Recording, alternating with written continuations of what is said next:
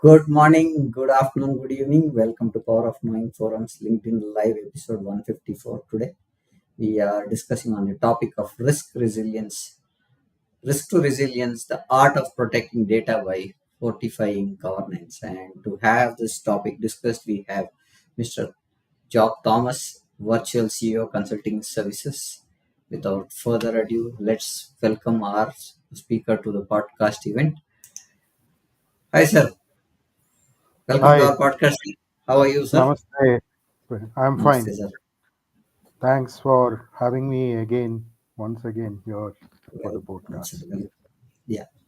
Sir, great to have you back on the second time on our podcast, and it's been a pleasure always hosting you, sir. We'll start with how governance, how has your understanding of data governance been evolved over your career? And see, governance is often seen as a rigid framework, but from a personal experience, can you share your lessons learned or the approach that you see securing data, sir?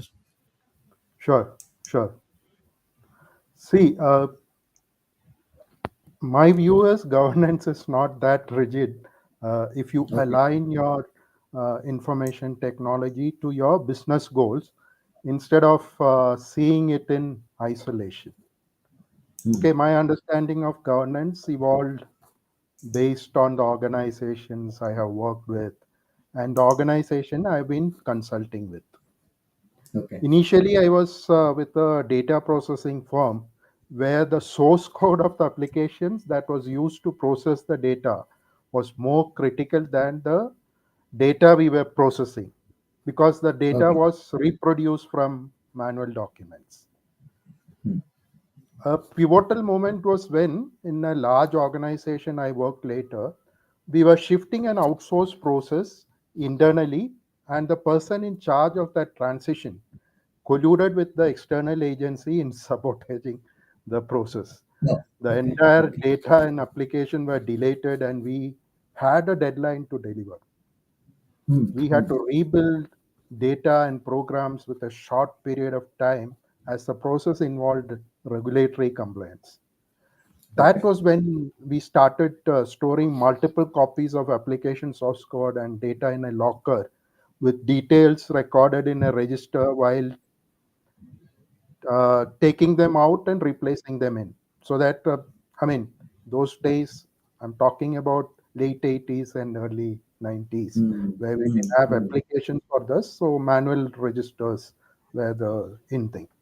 So we also occasionally recompiled the source code and tested the application to ensure the source code and associated data stored are of the latest version. Now it is easy. You have version controlling softwares. I mean, software version controlling and things like that.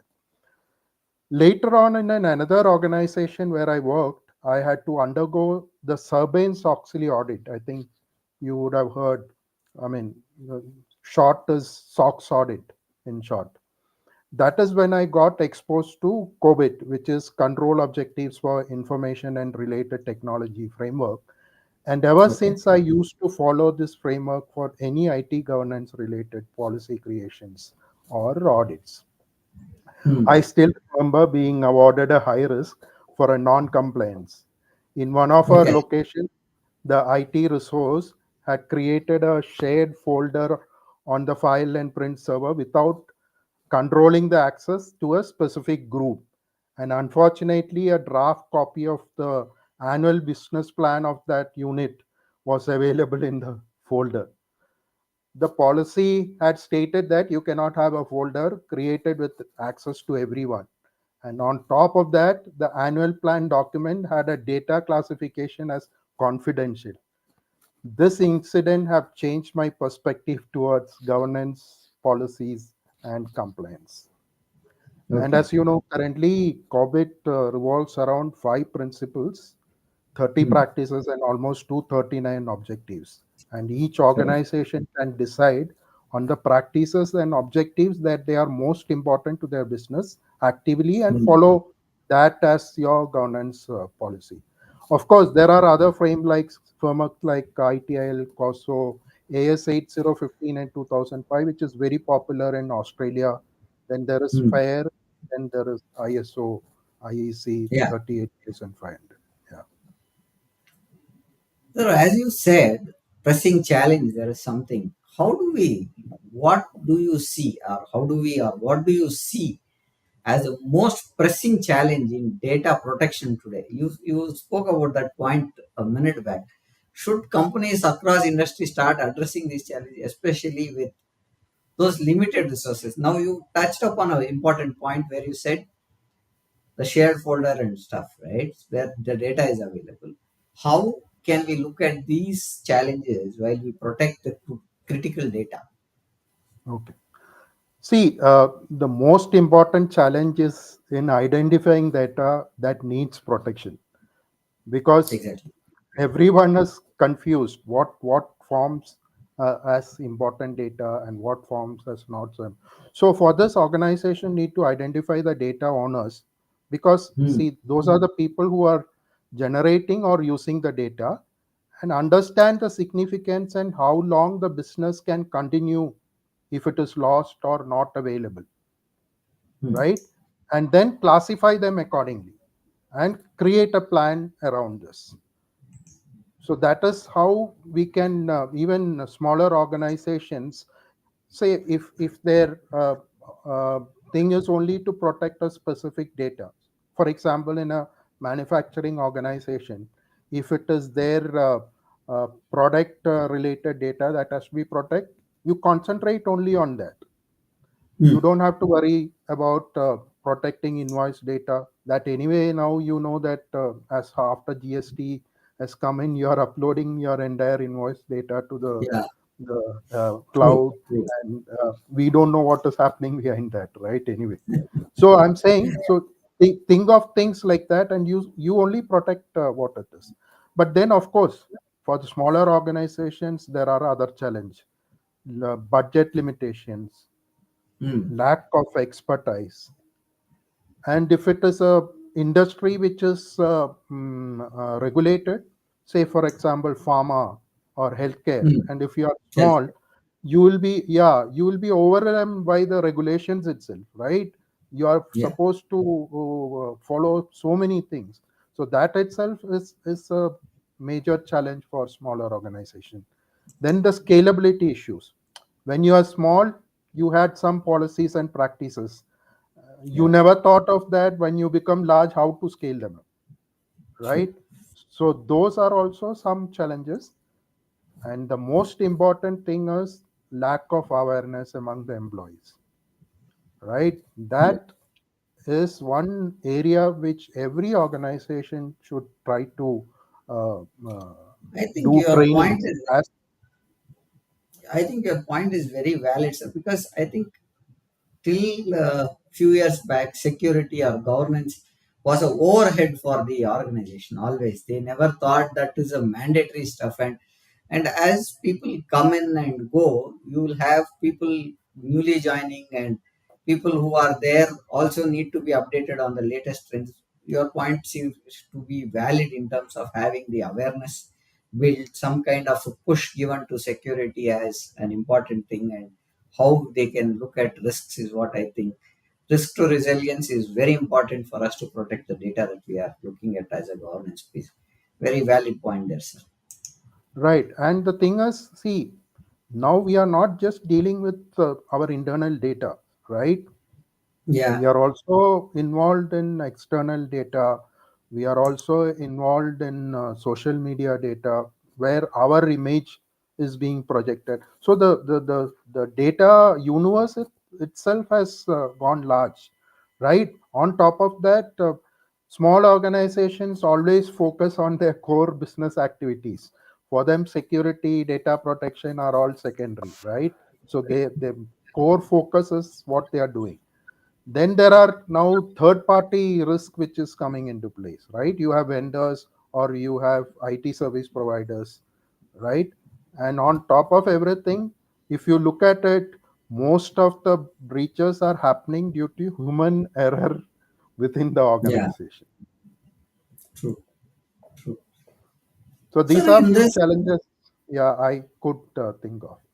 Okay. See, where you rightly said this, where we see very strong governance frameworks help the organization transition from being reactive to proactive in managing risk. Is there something like how do we look at managing these risks from a reactive to proactive in manner? Somewhere, some inputs on that, sir. Yeah, so I had an opportunity to work with the IT team of a NBFC to improve Okay. their data security and governance posture. Okay. Mm, mm, So mm. since it was a regulated industry, because we are in the financial services, right? They were to comply with RBI's IT framework for MBFC compliance. So RBI Okay. has come out with an IT framework Mhm. which all the NBFCs registered under RBI were supposed to follow. So as Okay. there were regular audit also from RBI on the adherence to the compliance requirements, announced Mhm. time to time in the policies and procedures they established. Okay. So they were able to monitor those policies and procedures, which help Mm. them to proactively maintain the risk, even for the SaaS applications they were using for their operation. Until Okay. today, I have not come across any breach reported against that organization. Mm. So they use that framework, of course, as part of the regulatory compliance, but that has Mm. helped them to use it further for everything, so that they never had the issue of any data loss or data Mm. leaks Mm. later in their organization. Sir, you made a point where we see lot of proactive stuffs are getting done and stuff like that. Where now, how can see cyber security is one domain which is commonly known because it is unknown. Most of the time, it is unknown for us. What happens when it happens, and it will be always known to unknowns, and suddenly unknown is becoming primary because we have to tackle that. So, what are Right. some of the unexpected risks you have encountered, and how in today's generation where everything is changing, leaders be prepared for unexpected outcomes like this to protect data? So I will start with some cases which I have encountered. See, there Okay. was two instances I can remember because that had a real business impact due to some risk Okay. which we did not anticipate. We were hosting a real-time application within the data center of an ISP. The ISPs was in the core business of distributing bandwidth. So this is uh, early 2000, what I'm talking about, providing public IP to end customers in some cases, right? One of their customers had established an internal network using a Wi-Fi without following any security measure.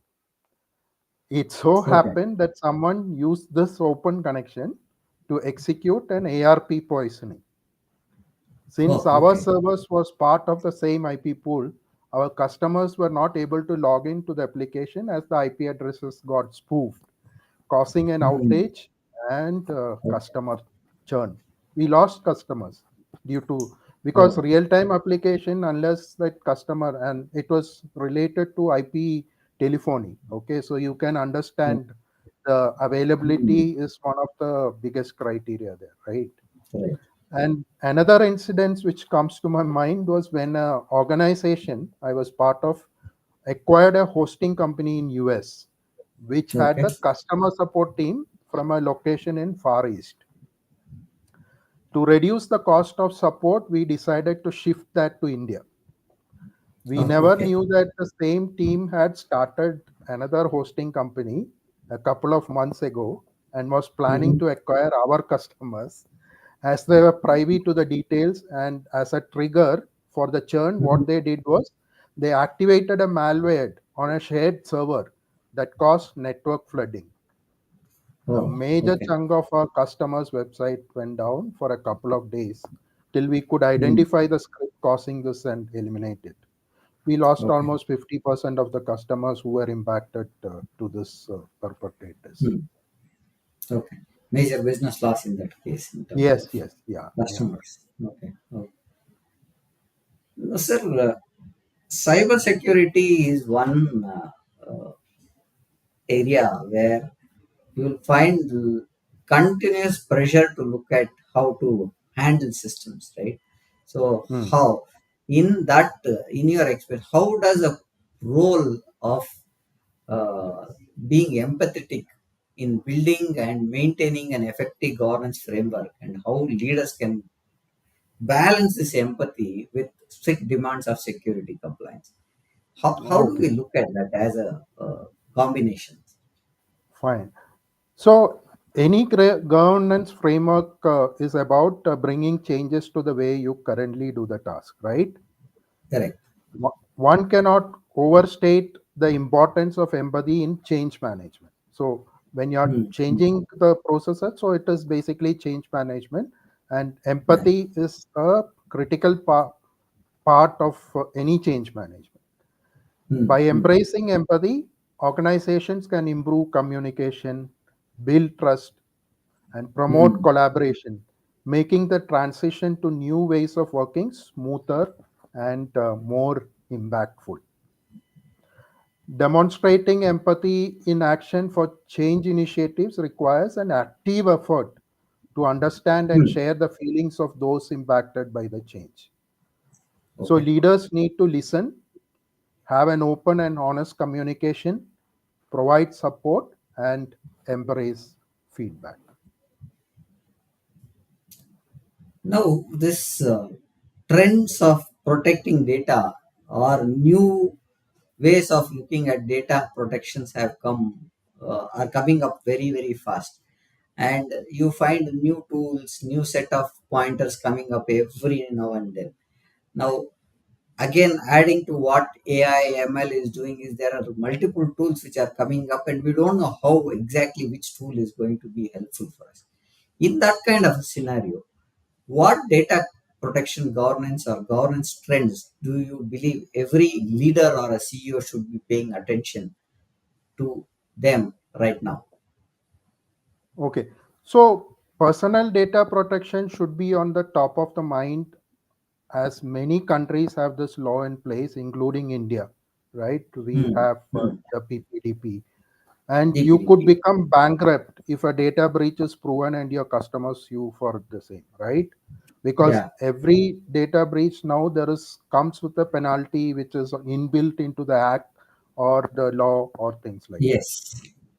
And I would recommend the COBIT, which is Control Objectives for Information and Related Technology Governance Framework, irrespective of the business.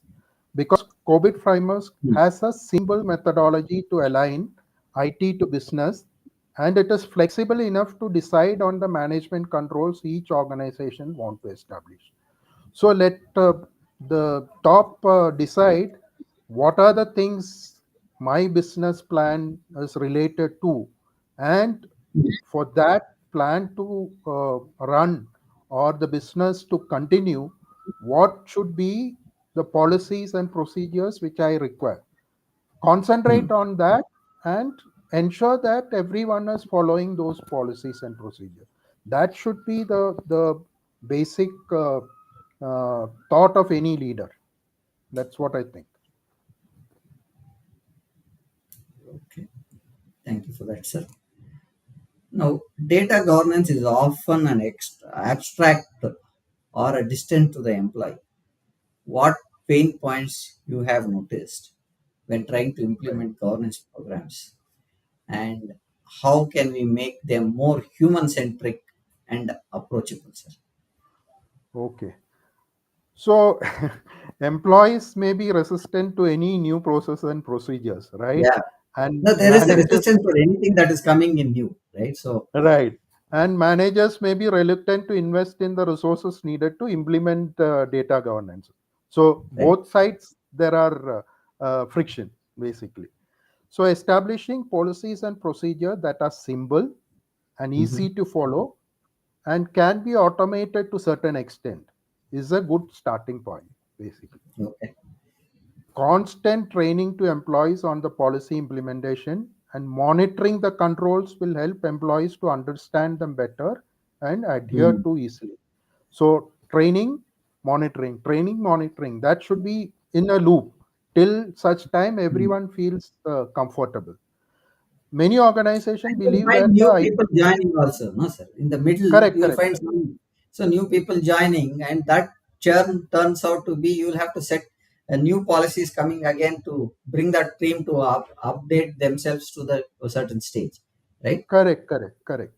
Yeah, but another major thing is many organizations believe that the IT departments own data governance, but data governance spans multiple domains within the business, right? Hmm. It cannot Hmm. be only resting with the IT team. Everyone is Okay. involved in data governance, right? That should be also the focus. So which will help. I mean, the everything is human centric. Like people are only doing all those things, right? Yeah. Of course, machines are helping them, but end Yes. of the day, it is people who make those decisions, and people are the ones who has the capability to make mistakes. So if we have that things in mind that I am responsible, so I have heard somewhere that Toyota doesn't have a quality department because every worker has to ensure that the piece I am giving it to the next person is 100% defect free. So in that case, where you need a quality department, right? Similar should be the thought in the case of security or data protection. Everyone should be thinking that it is my responsibility to protect. Then there should not be a problem in implementing governance frameworks. Sir, I think I heard this in one of the discussions or in some book, I think so. Mhm. It so happened that a large motor company in the US, while assembling, used to do a quality check. While you were talking, you told about quality checks, right? So they had all the car assembled, and finally the rubber used to be fixed. Sorry. There, they had kept a mantle for fixing the rubbers. They used to have a hammer, and that rubber hammer used to fix those rubbers to a stage, and that quality was the last thing that the car used to go out of that rubbers. And these people wanted to understand how the Japanese do that. So they made a trip to, I think it was Toyota or Mitsubishi, I'm not sure the company. So Okay. they went there, and after the plant review and stuff, they asked, where is the last thing that you fix the rubbers? So what rubbers is what they asked, it seems.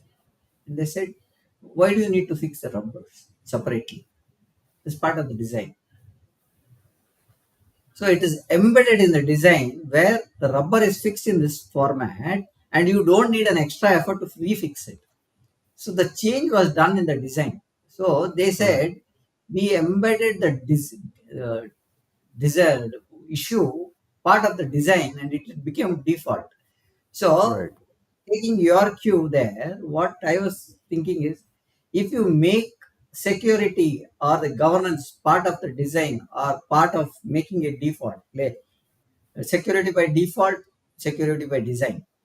The two things I think is part of the privacy operations that we are looking at the moment. So, if that is what we can embody for everything that we start with by making security and compliance default, though, I think most of the problems will come down. And the other point that I felt was if we make everybody understand how you can do stop on rework not happening again because you have it made it as a default, Correct. so you check Correct. security so that you don't do a rework. So I Correct. think that's what we are talking about right now, right, sir? Right. Yes, exactly. So, like, it is to be treated as not a different process. It is part of the Yeah, work you do, part of the right? process. Yeah. So, part of the so everyone should think that it is automatically my responsibility to see that the data is protected or it is my responsibility to see that security is maintained while I'm developing some application. So it is part or your own work. Work. And security, I think, is part of the overall organization's objective, not a single person or a department's work, right? Yes, So, yes. Yeah. yeah, see, what we've seen is lot of places where we see where governance has failed to protect data, and what we've learned from it and how we can shape the approach moving forward, where at the moment the failure is the powerful teacher, right? So you understand, if you fail, you Right, understand, rather than more, you will get learning than reading books or getting knowledge. So if you right. look at, failure is powerful. Could you share a situation where governance failed to protect data, and what we have learned from it, and how do we shape your approach moving forward?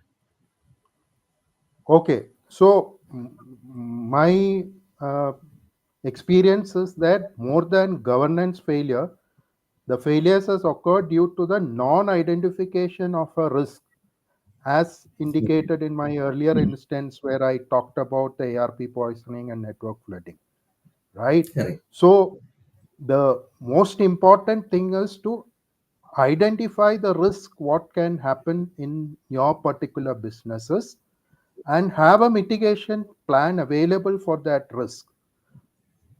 And also that, Hmm. I mean, there are certain things which you cannot avoid, things could happen, and how Hmm. fast you can respond to that incident is also important. So those Hmm. things you will be covering as part of your risk assessment and risk management and things like that. So I'm saying that is more important than looking at the governance, right? Of course, in if you are following a particular governance framework, risk identification and management is part of any governance framework. Hmm. So mitigations were available in the both cases which I had as example. However, we were not prepared for that specific risk. That is what caused that incidents so much of impact on the business. Sir, we have couple of questions coming in. Should I take them now, or should I take them after our pointers that we wanted to discuss? How do you You want can to do take it this? now. You can take it now. Yeah, yeah. So I have one person who says, his name is Vijay Venkatesh. Scalability is a good point. Is first point that he has put. And how about change management and user resistance? Is another question that he has.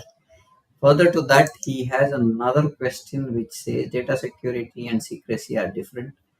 In the GST era, all customers and suppliers' data product price is out and open. Good point, Job. So that's one thing that he has appreciated, the point that we discussed. Data protection is not an IT department job alone, it's responsible of the other one. And some of the pointers that I'm not able to bring it onto the screen, which is there, I'll bring it from there. Give me a second, sir. So this is all about Vijay's. Okay. So I have one more pointer. Yeah, that everything is coming. So just to thought. Yeah, these are the points that Vijay has put across. Your view on it, sir. Yeah, so basically, his major thing is on the change management, which we were talking about. Change definitely is always a difficult thing for everyone. So that is what I was specifically saying. It is uh, basically the leadership taking initiative to listen, support, and take feedback on the changes what it is, so that if you find that certain changes are very tough to implement, or it is tough on certain sect of people to implement, based on the feedback you can change your plan, right? So you probably do that particular change in a function which is easily doable, then tell them this is how it is done. Now can you replicate what they were able to do it, right? Okay. So it is basically, I mean, there is no single solution. So keep listening, keep understanding the problems, give support to them, allow them to fail, right? Hmm. I mean, if a boss who doesn't allow subordinate to fail, no one will be interested in doing a change, right? Yeah. Because yeah, so those sort of things, like you are talking about empathy, yeah, that is what plays more in those uh, things like change management to impact. And of course, when uh, like you do a risk for your business, you also should estimate what are the risks involved in doing this change and what could go wrong, how you are going to basically find ways to correct it. So there also you will understand if something is not going correctly as you have planned, stop, take stock, and then go further with the changes what is there. Kind of a plan, do, act, check kind of a framework that we should be looking at, Yeah, right, sir? yeah, yeah. Yeah. Okay. Okay. With the explosion of cloud computing, remote work, digital transformation, how has the approach of managing risk and the governance evolved?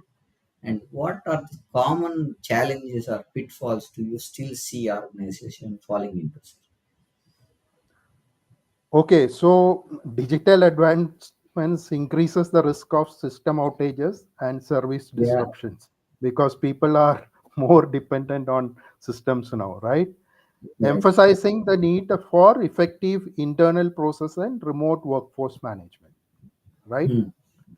And as organizations adopt AI, they must address risk related to ethical concerns, algorithmic bias, Hmm. automation errors, ensuring Yeah. responsible use through regulatory compliance. So this is the new things which is coming to the fore right now. So we need to be very careful in using it. Implementing robust compliance measures in areas such as third party risk, remote access to your network, IT Hmm. outsourcing, and adhering to esteemed standard like ISO 27000 will significantly strengthen your organization's defenses against the dynamic risk of today's digital landscape. Some of the Right. pitfalls are the non involvement of the top management in the risk identification and mitigation process. I think if the top is very clear about what are the risks, right, and identify the mitigation process, remaining things may not be as difficult as you think because they are the ones who foresee what the business is going to be there in the next couple of years. So you plan from now onwards, right? And having a large number of independent IT systems rather than few integrated application is again a major concern, right? How many things you can patch at a time, right? So if you can think of integrated applications with lesser surface for attacks and things like that. Risks not linked to strategic objectives is again a constraint. I mean, you need to basically look at risk from your business objectives.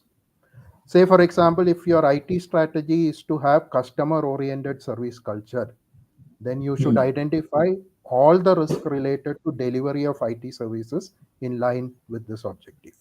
So once you have that and you have the plans to mitigate those and you have policies and procedures backing them, even in this digital era, you will be able to manage those risks actually.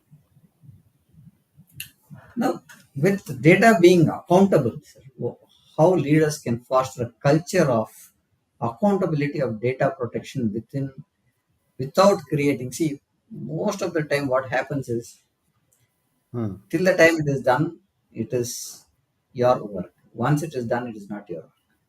The accountability it becomes into a blame game structure. And Okay. what what has worked for you in your career in building resilient teams?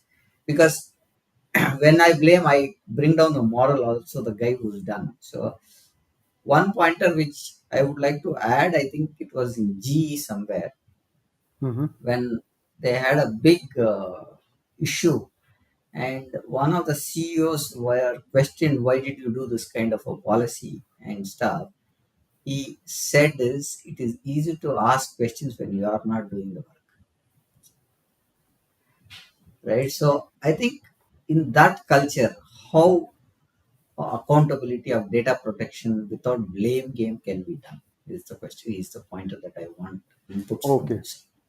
Okay. So, like we were mentioning earlier, the most important realization everyone in the organization should have is that data protection or security is not the responsibility of few Yeah, members. designated people, but it's a collective responsibility of everyone handling the data, right? So, data ownership and accountability are crucial in data governance as they establish clear rights and responsibility for data creators, users, and custodians. This ensures data quality, security, and compliance, enabling organizations to make informed decisions, maintain data integrity, comply with regulatory requirements, and protect sensitive information. Organization also can establish data ownership and accountability by implementing a data governance framework, that which has been Hmm. our uh, discussion all through, that outlines Okay. so where roles, responsibilities, and processes related to data management is forming part of that framework, and everyone understands that. This includes defining data owners, data stewards, and data custodians, because all these words are there in our new data protection bill, as well as Okay. establishing policies, standards, and procedure to ensure data quality, security, and compliance.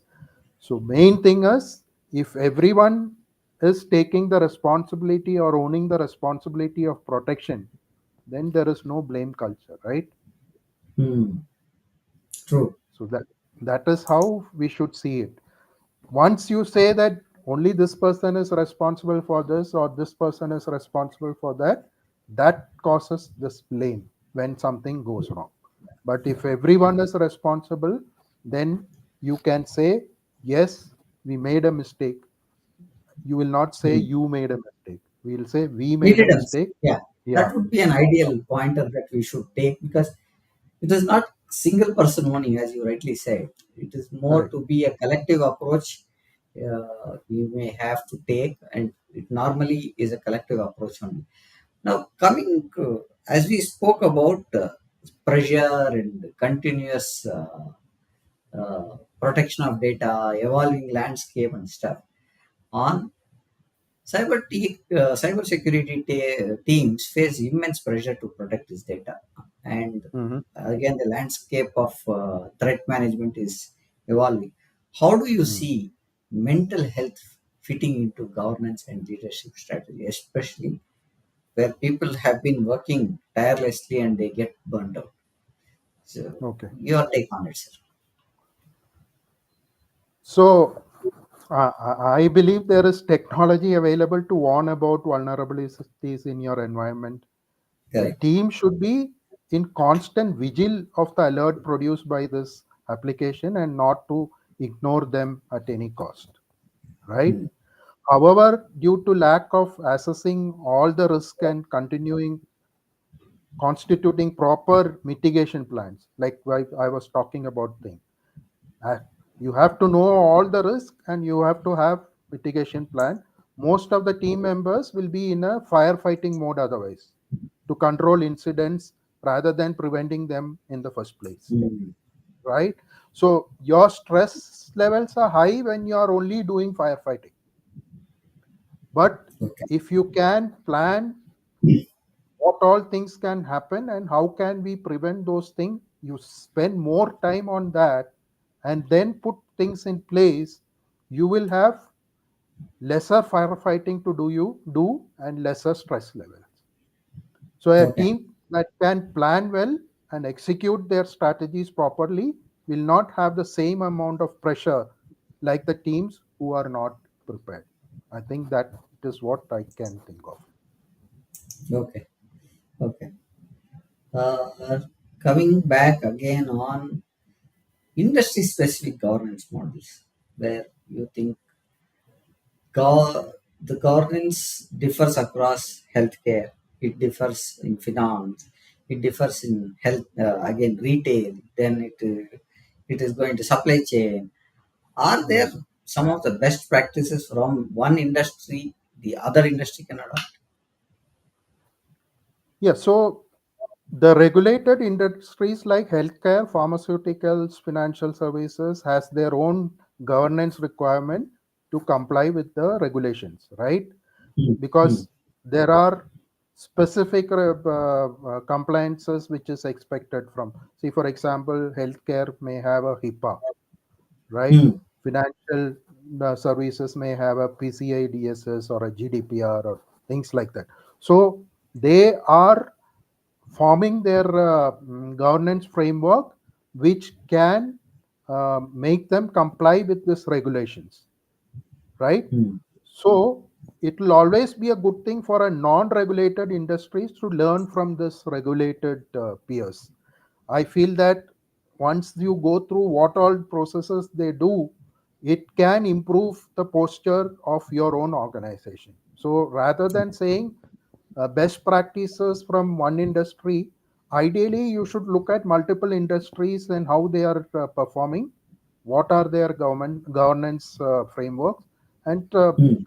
use that suitable to your. So adapting is what is important, because you can't uh, copy just and paste, right? You can't just copy Yeah, and paste.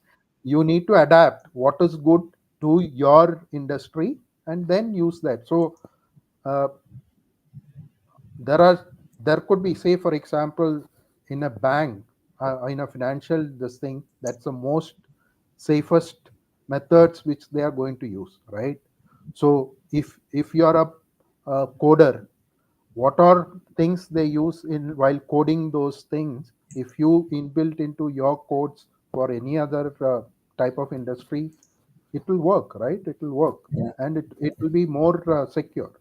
So I'm just saying, think of things like that, and then you see what those industries are doing as their I standards. think what you're Right. putting front is, I think, correct me if I'm giving you the right. You are saying that some of the common practices should be starting from your code. It can work on any industry. That's the point that you are trying to drive, right? Right. Jobs. So Right. the point that we are trying to drive is you understood or you worked in particular domain and you want to work in another domain. The code structure or the framework should be common, whereas it can differ with their functionalities, right? Correct.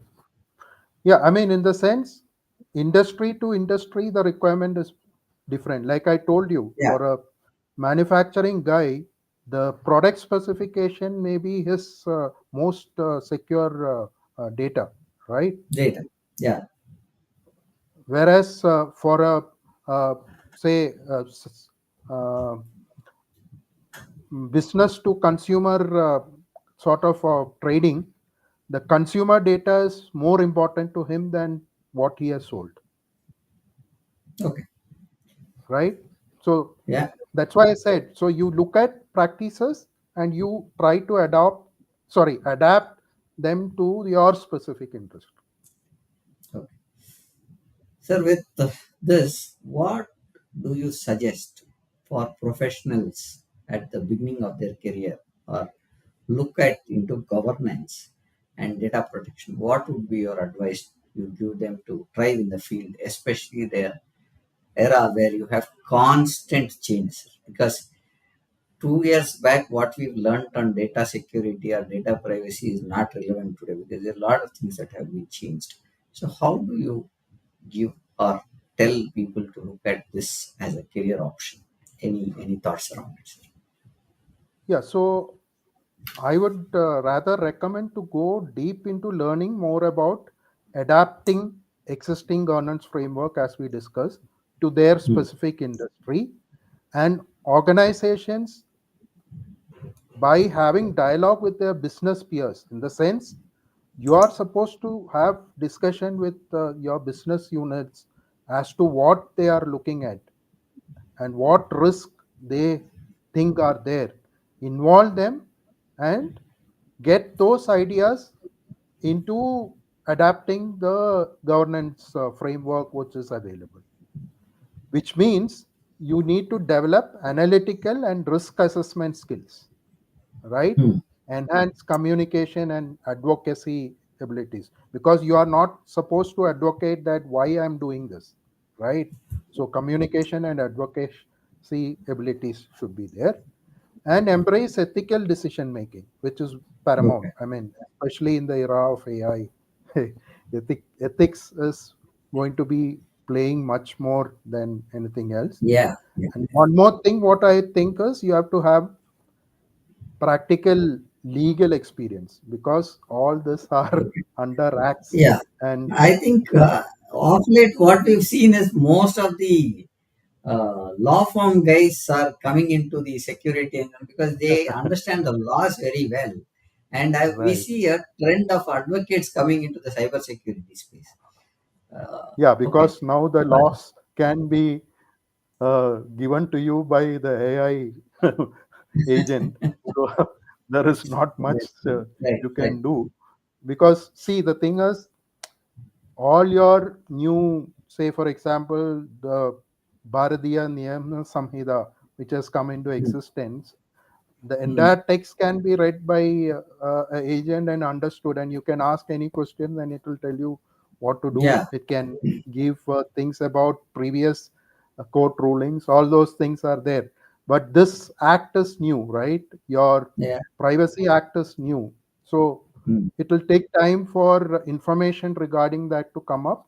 Then it is a best way, because the legal guy understand uh, the complications and the penalty much better than the person who Yeah, is owning right. that data.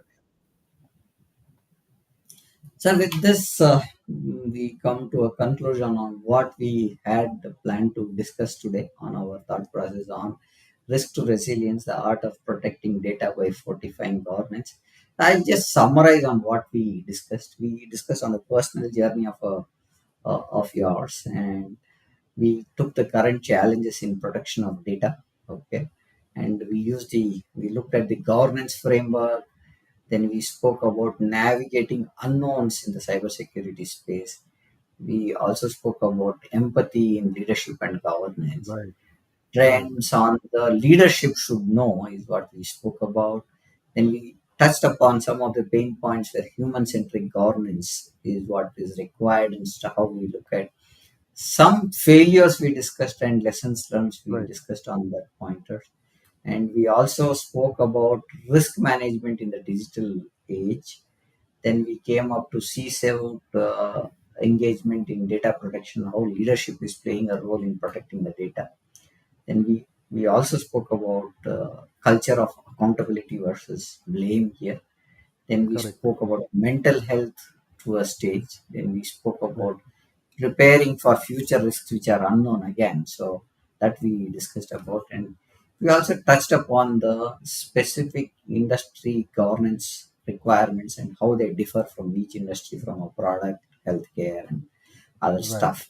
That's what we right, discussed, and finally we concluded in saying how they should look at being starting from the first days that governance and security measures have to be taken care, and that's how the industry can help and how it is evolving over the last few years, and it is changing at a very rapid pace is what we have yes, discussed.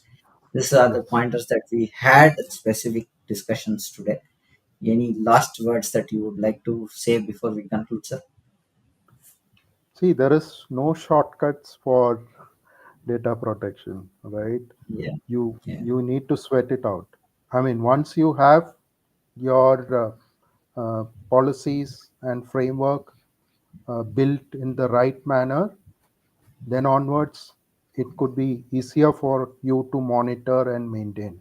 But if you don't have them in place, definitely you will always be doing firefighting. Okay. So with this, we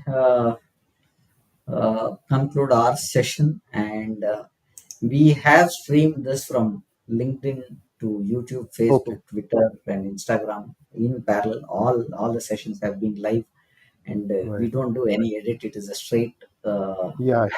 live, and Right. we do this. And hope this discussion was valuable. And thank you for joining us on LinkedIn Live today, sir. Our next Thank you. podcast Thank you. tomorrow. Yeah, thank you. Our next podcast would be tomorrow, the 155th episode, where we talk about freedom, true independence in finance and professional decisions, tomorrow at 6:30 p.m. Looking forward to see you again. Good day. Bye for now, sir. And the audience, bye. Thank you for being today here on this session.